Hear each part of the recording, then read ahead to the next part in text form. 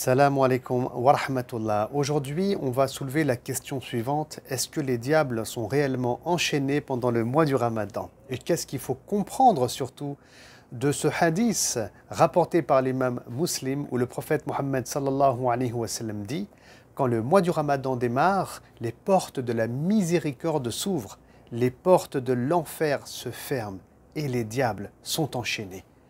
Alors, en réalité, les savants musulmans, ils ont beaucoup débattu sur cette question. Tout d'abord, est-ce qu'il est vraiment possible que tous ces diables, vous savez, le mot shayatin, il est large, on peut parler des shayatin parmi les êtres humains, parmi les djinns, et aussi parmi la descendance de Iblis, donc de quoi on est en train de parler? Tout d'abord. Alors, du coup, certains savants ont émis l'hypothèse que ici le prophète sallallahu alayhi wa sallam vise l'ensemble des shayatines, ce qui peut paraître quand même assez étrange et contradictoire, surtout avec des données liées à la raison. On ne voit pas des shayatines humains être enchaînés pendant le mois du Ramadan. Et du coup, certains ont émis l'hypothèse aussi que c'était une catégorie de diables qu'on appelle les maradas qui étaient enchaînés. Mais aussi, et là j'aimerais attirer votre attention, on a des savants, il semble aussi que c'est l'avis et le positionnement de Ibn Hajar al-Asqalani dans ses écrits, qu'il faut plutôt prendre le mot dans son sens figuré, c'est-à-dire que le mois du Ramadan est un mois qui est, comment dire, tellement béni par Allah subhanahu wa ta'ala, c'est un mois de miséricorde, c'est un mois où on va lire le Coran, c'est un mois où on va à la mosquée et on prie énormément. Donc l'effet sur le cœur de l'individu, il est tel que les shayatines sont enchaînés. Bon, là aussi, on est dans l'ordre de l'hypothèse. Écoutez, je ne vais pas aujourd'hui rentrer dans ce débat qui est théologique, pointilleux, argumenté. Ce n'est pas ça le sujet. Pourquoi? Parce que quoi qu'il arrive, il y a une sagesse d'Allah subhanahu wa ta'ala.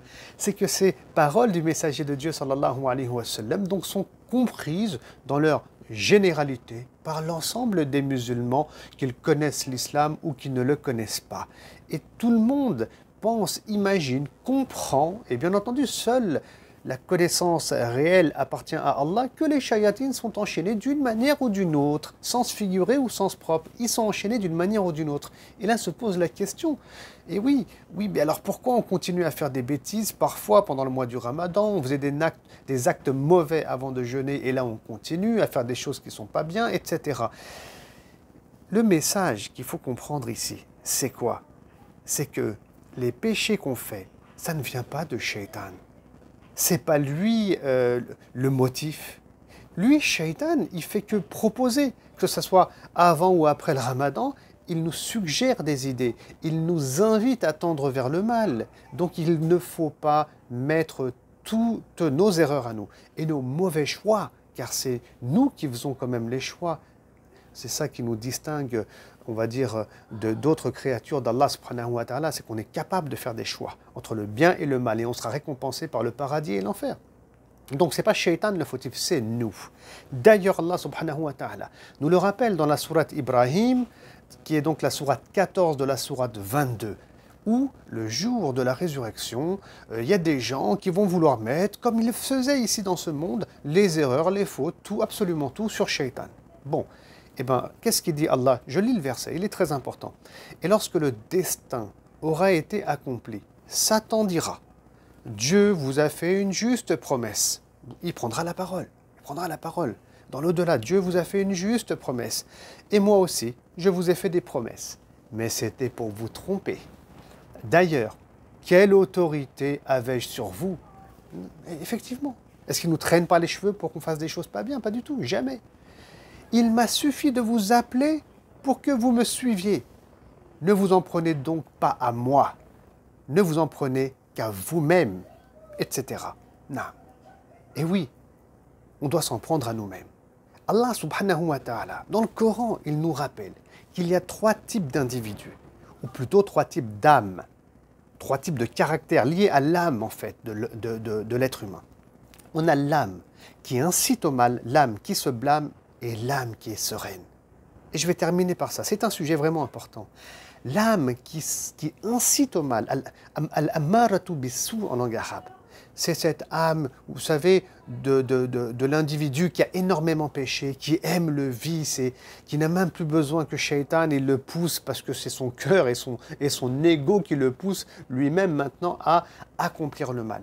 C'est pour ça d'ailleurs que quand on a des personnes qui sont dans le vice, qui ont des mauvais comportements, qui aiment le haram, je ne dis pas qu'ils le font parce qu'ils sont faibles, mais ils aiment carrément. Ça va bien plus loin. Ils ont une âme qui incite au mal. Et donc, le problème, il est là. Que les shayatines, ils soient enchaînés, pas enchaînés, au sens figuré ou au sens propre, laissons ce débat de côté. Ton nafs, il incite au mal avant et ça va être aussi pendant le mois du Ramadan. Nam. Et tu as, comment dire, tu as une autre catégorie d'âme qui est un nafs al-lawama, qui est déjà mieux. L'âme qui se blâme, c'est-à-dire qu'il y a du mal en nous, on souhaite faire des choses qui sont illicites, qui vont déplaire à Dieu et qui vont provoquer des problèmes de société aussi, parce que les actes illicites provoquent aussi des problèmes de société, on aura l'occasion d'en parler. Non. Donc, on a cette âme qui incite au mal, mais en même temps, quand elle fait un péché, elle s'en veut énormément. Elle s'en veut énormément parce qu'il y a la foi qui est présente et qui la préserve. Donc elle est comme ça et comme ça, elle se balance entre les deux côtés. Ici, on parle d'une âme qui se blâme. Et Allah subhanahu wa ta'ala en parle aussi dans le Coran. D'ailleurs, c'est mieux que l'autre catégorie d'âme, celle qui incite au mal. Mais pendant le mois du Ramadan, ce mois du Ramadan qui a été prescrit par Allah subhanahu wa ta'ala, la'allakum tattaqoun, afin que vous atteigniez la piété, la taqwa, c'est-à-dire la conscience qui va vous permettre d'avoir la foi en ce Dieu unique, d'avoir cette force de distinguer entre le bien et le mal, la taqwa.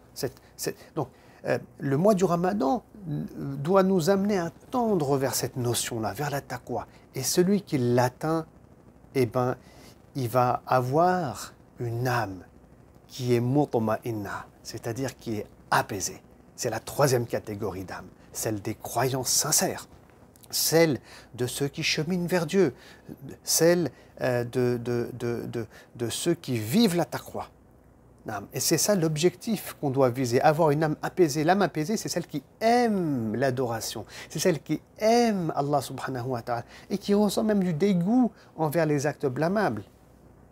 Donc la taqwa doit nous amener à avoir ce type d'âme. L'âme apaisée dont Allah subhanahu wa ta'ala nous parle dans le Coran, versets 27 et 28 de la sourate Al-Fajr, qui est la sourate 89, lorsqu'il dit « Quant à toi, âme apaisée, retourne auprès de ton Seigneur, satisfaite et agréée. » Ça, c'est un objectif de vie. Et subhanallah, quand Allah subhanahu wa ta'ala, ou plutôt ici le prophète sallallahu alayhi wa sallam, nous informe que les shayatines sont enchaînés, on est face à nous-mêmes. C'est, comment dire, Allah il nous donne la chance, de nous auto-juger, d'être dans une autocritique et de comprendre quel est l'état de notre âme pour qu'on vienne à s'améliorer. C'est pour ça que je dis souvent que le mois du Ramadan est un mois de miséricorde, car Allah il nous l'a imposé. Oui, c'est une obligation religieuse, oui, c'est un des 5 piliers de l'islam. Allah il nous l'a imposé par miséricorde, pour qu'on puisse se remettre en question par rapport à l'état de notre âme chaque année. Imaginez si Allah ne nous aurait jamais imposé ça. On n'arrêterait pas de s'égarer et de suivre les pas de Shaitan. La chose est tellement importante, la rahma est tellement grande que Allah subhanahu wa ta'ala a prescrit le jeûne de manière sûrement différente aux autres communautés qui nous ont précédés. Qu'Allah subhanahu wa ta'ala nous fasse atteindre ces sommets spirituels. Shukran jazilan, barakallahu fikum. N'hésitez pas à partager ce message, s'il vous plaît, s'il vous a plu, excusez-moi.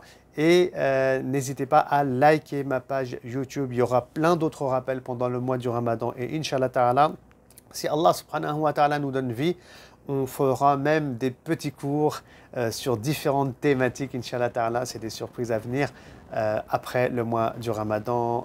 Shukran jazilan. Wassalamu alaikum wa rahmatullah.